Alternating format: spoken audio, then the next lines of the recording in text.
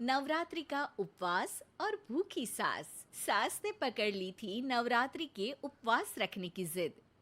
9 माताओं के लिए 9 दिन व्रत रखूंगी। मैया की भक्ति में शक्ति है। मैया हमारे परिवार को अपना आशीर्वाद जरूर देंगी। लेकिन अपना शरीर तो देखिए माँ जी, आपका एक पाँव घर में रहता है और एक पाँव डॉक्टर के यहाँ। फिर से बीमार हो गई तो जय माता दी के साथ राम नाम सत्य भी। अरे राम राम राम, कैसी बातें कर रही हो बहू। राम नाम सत्य हो मेरे दुश्मनों का। मुझे व्रत रखने से मत रोको बहू। वरना देवी माँ नाराज हो जाएंगी। नहीं, तुम्हारी सासू माँ नाराज हो जाएंगी। अरे पर माँ, भूखे क्यों रहना है? देवी माँ थोड़ी ना चाहती होंगी कि उनके भक्त भूखे रहें। और आपकी तो सारी मनोकामना पूरी हो चुकी है ना माँ। लालच है बेटा, लालच बुढ़ापे में भी खत्म नहीं होती। अरे तुम चुप करो जी। तुम्हारी भी उम्र है भक्ति भाव करने की। ज्यादा बड़बड़ की ना तो तुमसे भी उपवास रखवा लूंगी। हाँ। अरे रौद्र रूप क्यों धारण कर रही हो मेरी माँ। रख लो व्रत। ठीक है माँ, बस अपनी हेल्थ का ध्यान रखना। अरे उसकी चिंता तुम मत करो बेटा। मैंने टीवी पे देख लिया है कि व्रत में क्या क्या खाने से शरीर में कमजोरी नहीं होती। अच्छा ही है, वरना ऐसा ना हो कि 9 दिन के बाद तुम मैया के द्वार की जगह सीधा हरिद्वार। अरे तुम मुझे हरिद्वार क्यों भेजना चाहते हो? क्योंकि अब तुम्हें मायके तो भेजने से रहा। बाबूजी, क्यों माँ को परेशान करते रहते हो? अच्छा माँ, ये बता दो कि आपको व्रत में खाने के लिए क्या क्या चाहिए होगा। सास के सामने सब हार जाते हैं। माँ के कहे सामान को बेटा लेकर आता है। नवरात्रि का पहला दिन है। नाश्ता कर लो, स्वस्थ रहो, मस्त रहो। मेरा व्रत से ध्यान भंग मत करो। अच्छा ठीक है ठीक है। भूख लगेगी तो मेरी तरफ मत देखना। आई बड़ी। तुम कोई खाना हो जो तुमको देखूंगी। आए बड़े। माँ जी, ये लीजिए आपका फरियाली मिक्सचर। इससे व्रत नहीं टूटेगा। अरे इतना सा? दिन भर भूखी रहने वाली हूँ, थोड़ा तो और ला दे। पर ये सब तो सपोर्ट के लिए होता है ना माँ जी, पेट भर के थोड़ी ना खाना होता है। करवा चौथ का व्रत नहीं रख रही हूँ जो कुछ ना खाऊं पीऊं। हाँ यार, ये तो मैंने सोचा ही नहीं। तुम इतने सारे व्रत रखती हो तो मेरे लिए करवा चौथ का व्रत क्यों नहीं रखती? अरे जुबान पे तुम्हारा नाम न रखूं, व्रत क्या खाक रखूंगी तुम्हारे लिए। माँ के कहने पर बहू और भी फरियाली ले आती है, जिसे खाकर माँ डकार मारती है। इतनी जोर से डकारोगी तो दुर्गा मैया भी डर जाएंगी। तुमने तो उनके शेर से भी तेज आवाज निकाल दी। अरे शेर के जैसा पंजाबी मारती हूं मैं, देखना चाहोगे? तुम्हें पता है ना, व्रत रखते समय हिंसा वाली बातों से, विचारों से और बुरी चीजों से दूर रहना चाहिए। सही कहा। बुरी चीजों से दूर रहना चाहिए। इसीलिए तो तुमसे दूर जा रही हूँ, दूसरे कमरे में। सास ने कई सारी ऐसी चीजें खाई जिनसे व्रत ना टूटे। बहू, सब्र का फल मीठा होता है। इसका मतलब ये थोड़ी है कि तू मुझे शाम तक फल नहीं खाने देगी। माँ जी, 1 घंटे पहले ही तो आपने इतना सारा। अरे एक खाता ही बना ले, उसमें लिखा करे कि मैंने कितना खाया, कितना पानी पिया। अरे नहीं नहीं माँ जी, मैं अभी फल लेकर आती हूँ। जोर से बोलो। नहीं माँ जी, मैं फल लेकर आती हूँ। अरे ये नहीं, जोर से बोलो, जय माता दी।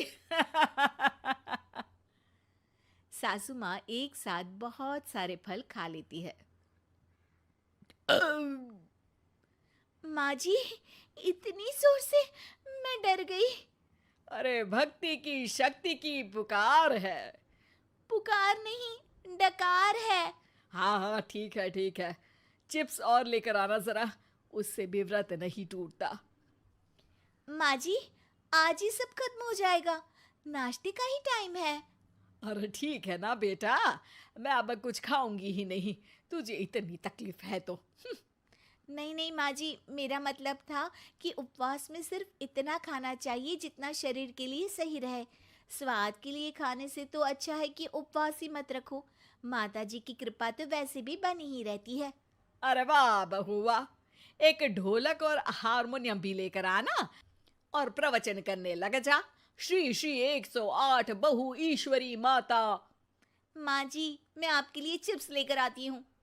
बहू की सही सलाह को भी सास नजरअंदाज कर देती है।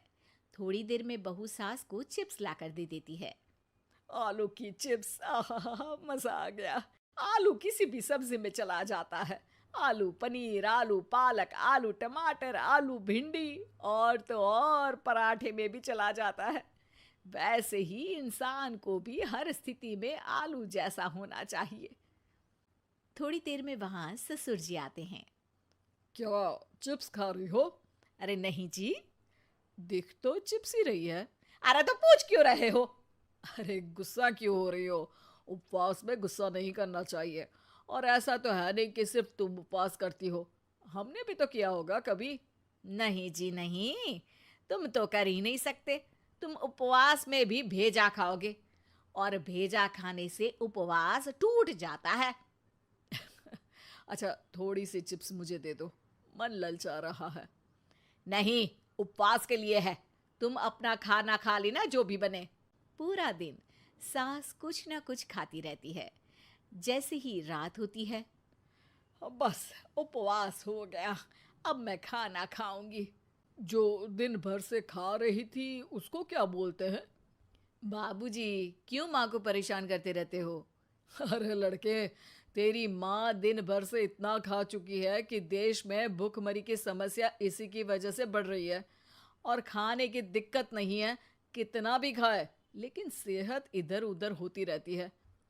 कुछ ऊपर नीचे हो गया तो तेरी माँ खाने के बाद हाथ धोएगी और तू अपनी माँ से हाथ धो बैठेगा।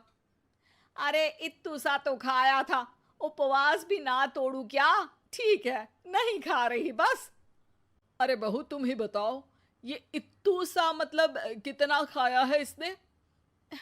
ना जी ना, मैं कुछ नहीं बोलूंगी। खाना दे रहे हो या नहीं, या 9 दिन बिना जल के उपवास रख लूं? देने के लिए धमकी अच्छी है, सुनने में भी डरावनी लग रही है। पर जैसे तुम्हारी जुबान में स्वाद का खून लगा है ना, तुम भूखी नहीं रह पाओगी।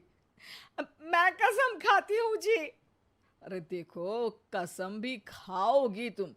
अरे कुछ और दे दो इसको खाने को। ये ले, दाल चावल खा ले बस। डॉक्टर भी कहते थे कि माँ को आए दिन पेट से जुड़ी समस्या रहती है। बस इसी के लिए घर वाले पहले उन्हें उपवास नहीं करने दे रहे थे, लेकिन जब उपवास करने दिया तो माँ ने इतना फरियाली खाया कि घर वालों की चिंता बढ़ा दी। और जैसा कि घर वालों को डर था, अगले दिन उनकी तबीयत खराब भी हो गई। डॉक्टर को बुलाना पड़ा। अरे जितनी बार आप बीमार होते हो उस हिसाब से तो मुझे एक क्लिनिक आपके घर में ही खोल लेना चाहिए। या फिर क्लिनिक में ही इनका एक अलग कमरा बनवा देते हैं डॉक्टर साहब। बाबूजी, पिताजी, मेरे जनक, क्यों हमेशा मजाक करते रहते हो? डॉक्टर साहब, माँ का पेट खराब है। क्या खाया था? जो मिला जो दिखा सब कुछ। अरे बस भी करो जी। बस तो तुमको करना था खाते वक्त। देखिए, खाना अच्छी बात है और उपवास भी आदमी को रखते रहना चाहिए, लेकिन तब जब शरीर लायक हो। पहले दिन ही बीमार हो गई तो 8 दिन कैसे होगा? आप व्रत मत रखो और खाने पीने पे ध्यान दो। मैं गोलियां दे रहा हूँ। आप भी कुछ खाने को ही दे रहे हो? हाँ, इससे जल्दी ठीक हो जाएंगी, समझ गई हैं आप? अब तो ठीक ही होना है ना मुझे।